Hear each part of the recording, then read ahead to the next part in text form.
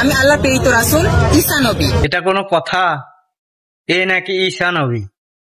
আসলে এই শেষ জামানায় আমাদের আরো কত কি শুনতে হবে, কত কি দেখতে হবে, সেটা বলার বাহুল্য।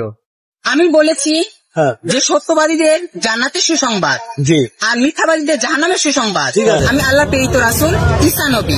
তুমি তো এটা যখন বলেছি তুমি ঈসা নবী? হ্যাঁ, আমি তাই আচ্ছা আচ্ছা, বলেছি। Good, fine. ঈসা নবী তো আরবিতে কথা বলতে পারে, আরবিতে আমাকে বলাতে কথা। হযরত মুহাম্মদ সাল্লাল্লাহু আলাইহি ওয়াসাল্লাম নিজের মাতৃভাষা কিন্তু কোরআন শিক্ষা অর্জন করেছেন। ঈসা আলাইহিস সালাম হিব্রু ভাষায় কথা বলতেন। তুমি হিব্রু ভাষায় কথা বলো তো ভাই। এখন আল্লাহ যতক্ষণ আল্লাহ বলতে আমি যাকে খুশি তাকে ঈসা আলাইহিস সালাম কখন নামবো জানো? কোথায় নামবো? দামেস্কে একটা দুইটা মসজিদের মধ্যে ঈসা আলাইহিস সালাম নামবে। যখন এটা যদি আল্লাহ নামবে, মুখস্থ করে দেব না। ভাই সবাই আমি তো বলি, তুমি আমার কথা শুনো, তুমি পাগলামি করো না। হ্যাঁ, না তোমার কিন্তু সবাই মনে করো যে কিসে ভালো লাগে। হ্যাঁ, শোনো আমি বলি, কোথায় নাম জানি না। তুমি একটা শুনো। আল্লাহ রাসূল সাল্লাল্লাহু আলাইহি ওয়াসাল্লাম ভবিষ্যৎবাণী করেছেন ঈসা আলাইহিস সালাম যখন নামবেন তখন ইমাম মাহদী থাকবেন। ইমাম মাহদী থাকার সাথে সালাত আদায় হবে। তখন ঈসা আলাইহিস সালাম দুইজন ফেরেশতার কাঁধে ভর করে সে নামবে দামেস্কে দুইটা মসজিদ সাদা গম্বুজ। যখন আল্লাহ আপনি বুঝতে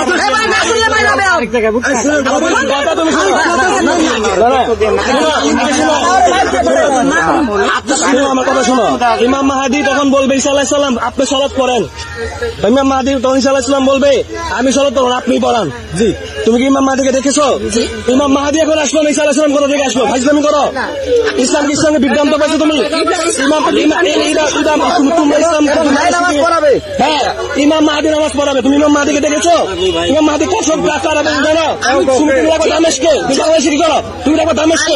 আল্লাহ যাকে খুশি তাকে যে হ্যাঁ, চাকরি করো না, ভালো। তোমরা ইসলাম থেকে ধ্বংস করতে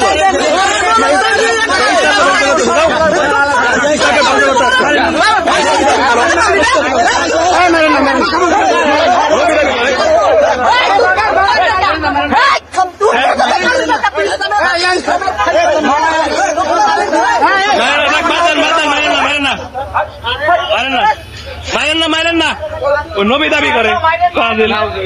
নাউযুবিল্লাহ মিন যালিক।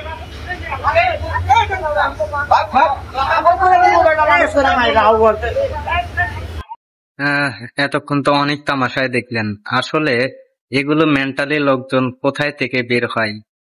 অনেক সময় আমরা নিজেরাই কমেন্ট করি ভাই ওর মেন্টালি সমস্যা, ওকে ছেড়ে দেন। আসলে আল্লাহ